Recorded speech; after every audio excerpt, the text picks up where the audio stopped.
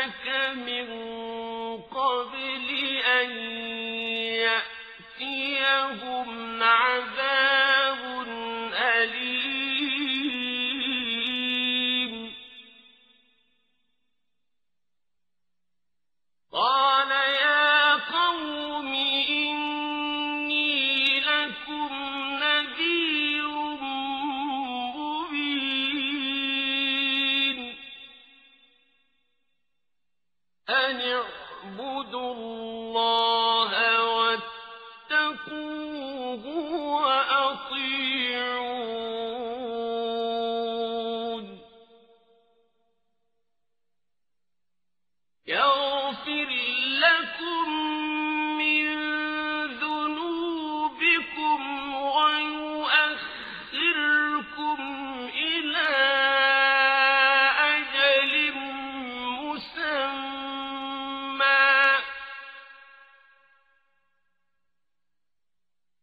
إن أجل الله إذا جاء لا يؤخر لو كنتم تعلمون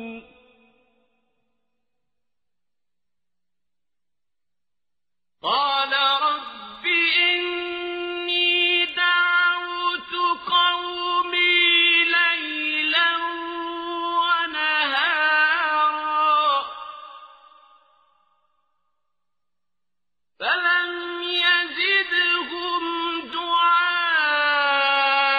دعائي إلا فرارا وإني كلما دعوتهم لتغفر لهم جعلوا أصابعهم في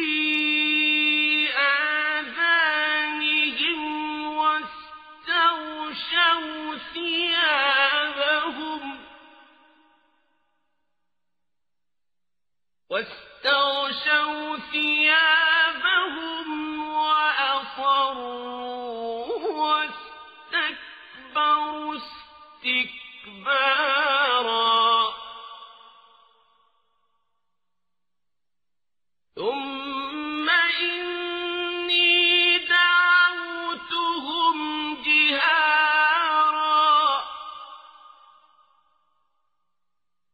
ثم إني أعلنت لهم وأسررت لهم إسرارا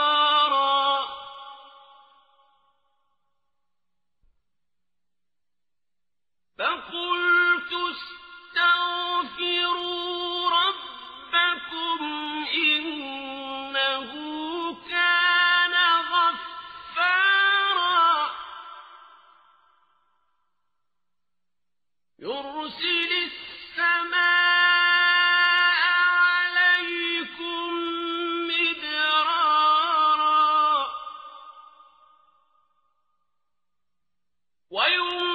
ويمددكم بأموال وبنين ويجعل لكم جنات ويجعل لكم أنهارا ما لكم لا ترجون لله وقارا وقد خلقكم أطوارا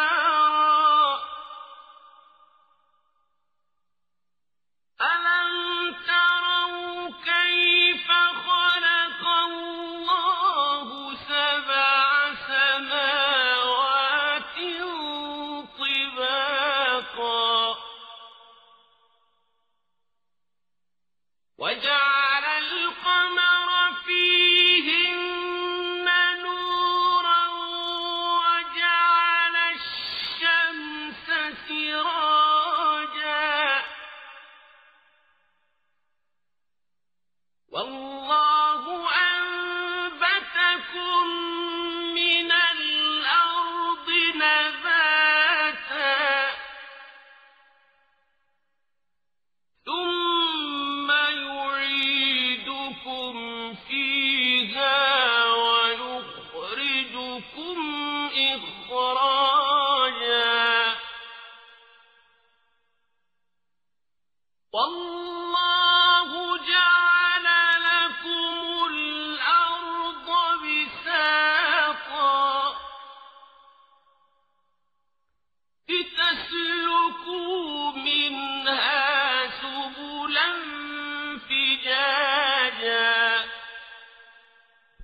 Sura Nu.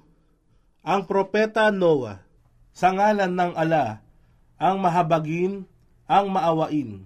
Katotohanan, aming isinugo si Nu sa kanyang mga mamamayan, dala ng kautusan na, bigyan mo ng babala ang iyong mga mamamayan, bago dumating sa kanila ang isang mahapding parusa. Siya ay nagsabi, O aking mga mamamayan, katotohanan, ako ay isang hayag na tagapagbabala sa inyo, na nararapat ninyong sambahin ang Ala, tanging siya lamang at wala nang iba pa, matakot sa Kanya at maging masunurin sa akin. Kayo ay patatawarin niya sa inyong mga kasalanan at kayo ay bibigyan ng palugit.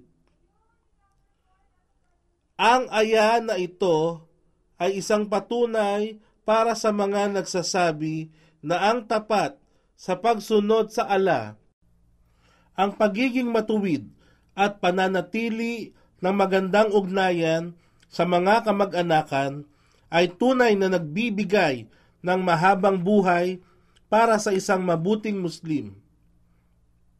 Ayon sa isang hadith na isinalaysay, ang pananatili ng magandang ugnayang pangkamag-anakan ay nakadaragdag ng haba ng buhay.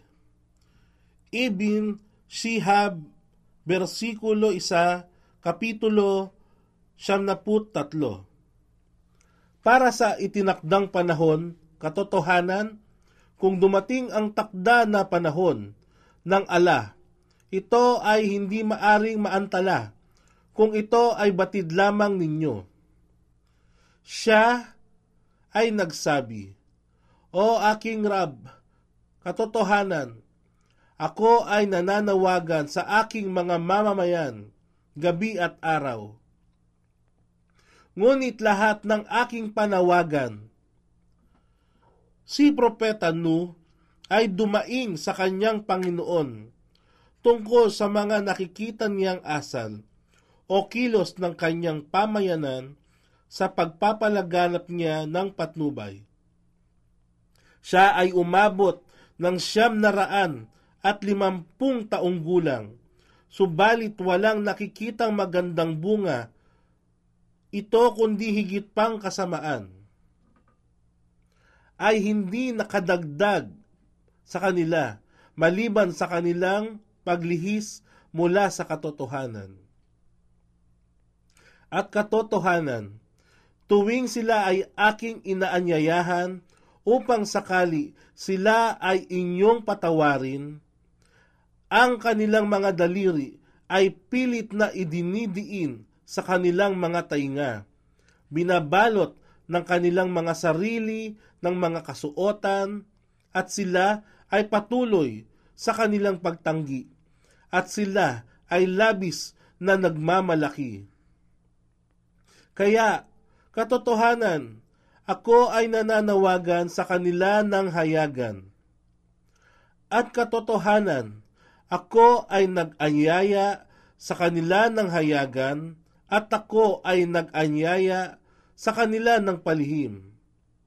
Aking sinabi sa kanila, humingi kayo ng kapatawaran sa inyong Raab, sapagkat tunay na siya ay lagi nang mapagpatawad. At sa inyo ay ipadadala niya ang masaganang biyaya ng ulan. At bibigyan kayo ng karagdagang sayaman at mga anak, at ipagkakaloob sa inyo ang mga hardin, at ipagkakaloob sa inyo ang mga ilog. Ano ba ang nangyayari sa inyo, na hindi ninyo pinangangambahan ang Ala sa kanyang mga kaparusahan, nang may pitagan, samantalang kayo ay kanyang nilikha sa magkakaibang yugto? Ang unang yugto ng paglikha, ang nutfa, semilya. Ikalawa, ang alaka na muong dugo. At kasunod, ang mugha laman at buto. Hindi ba ninyo nakikita kung paano nilikha ng ala ang mga 7 kalangitan na nagtataasan sa bawat isa? At ginawa niya rito ang buwan bilang liwanag, at ginawa niya ang araw bilang isang lampara? At kayo ay nilikha ng ala mula sa lupa na tila mga halaman na tumubo. Pagkaraan nito, kayo ay kanyang ibabalik sa lupang ito at muling bubuhayin sa araw ng pagkabuhay muli. At ginawa ng ala para sa inyo upang pakinabangan ang lupa na tila isang alpombra na nakalatag, upang kayo ay makatawid o magsipaglakad sa mga maluluwang na daraanan nito. قال نوح رب إنهم عصوني واتبعوا من لم يزده ماله وولده إلا خسارا ومكروا مكرا كبارا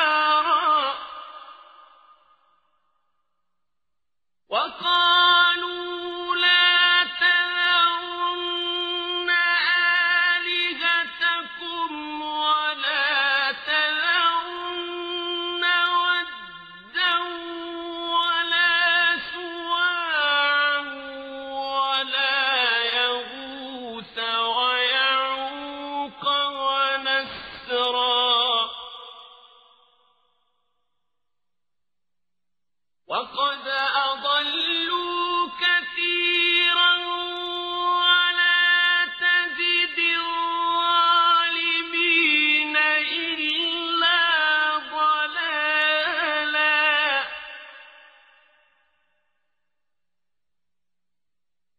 مما خطيئاتهم أغرقوا فأدخلوا نارا فلم يجدوا لهم من دون الله أنصارا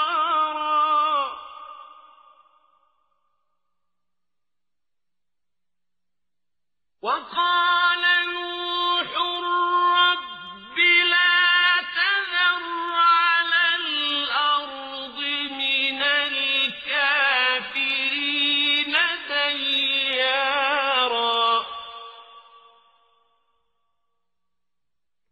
إنك إن تذرهم يضلوا عبادك ولا يلدوا إلا فاجرا كفارا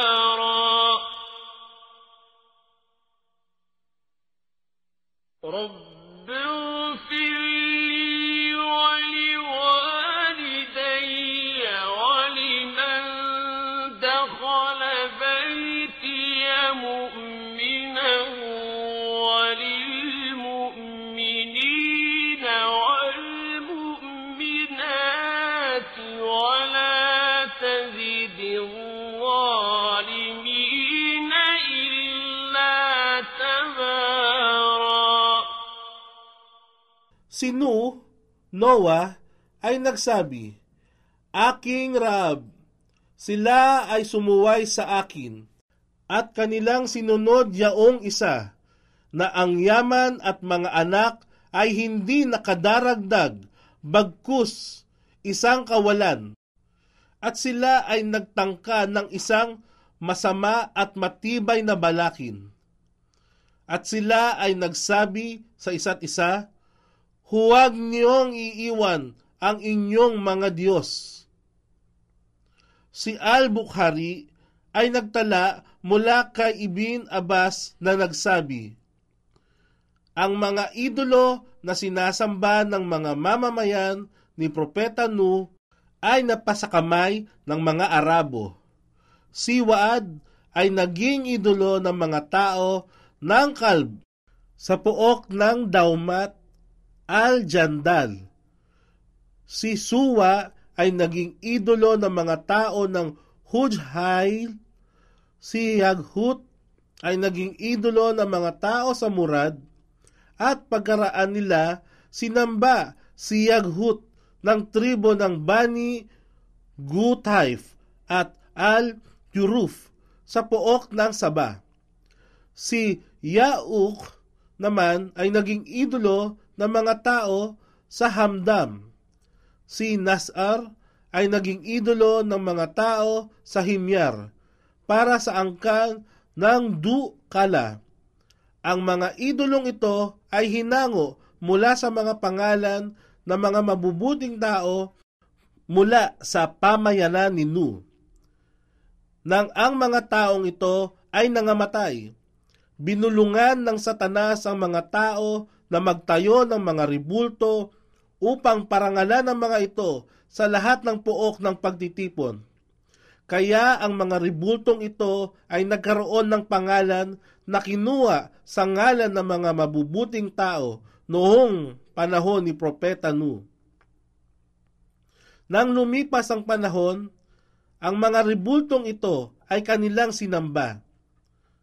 Ganito rin ang salaysay ng ibang maalam na Muslim na sina Ikrimah, Ad-Dahak, Katada at Ibn Ishaq.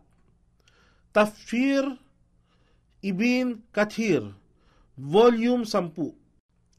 At huwag ninyong iiwan maging sina Waad o di kaya ay si Suwa, maging si Yaghut o di kaya ay si Yauk o si Nasar.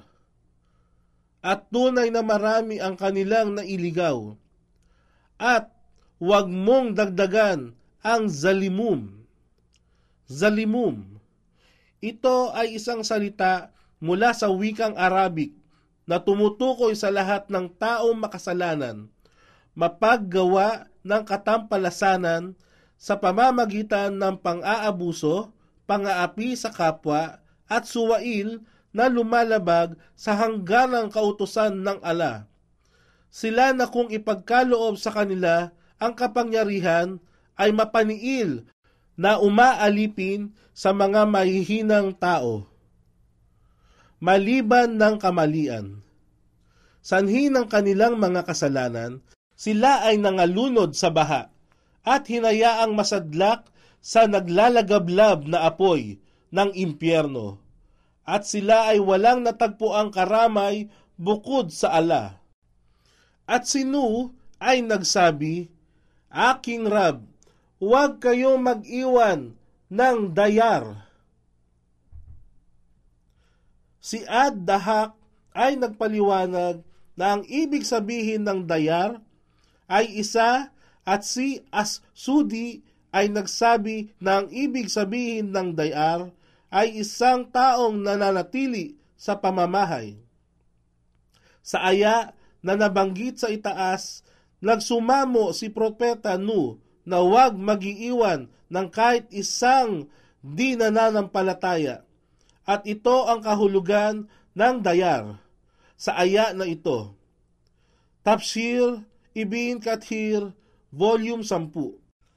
Kahit isang kafir sa mundong ito, at kung sila man ay inyong iwanan, marami sa inyong mga alipin ang kanilang maililigaw, at sila ay hindi manganganak maliban sa masasamang kafirun.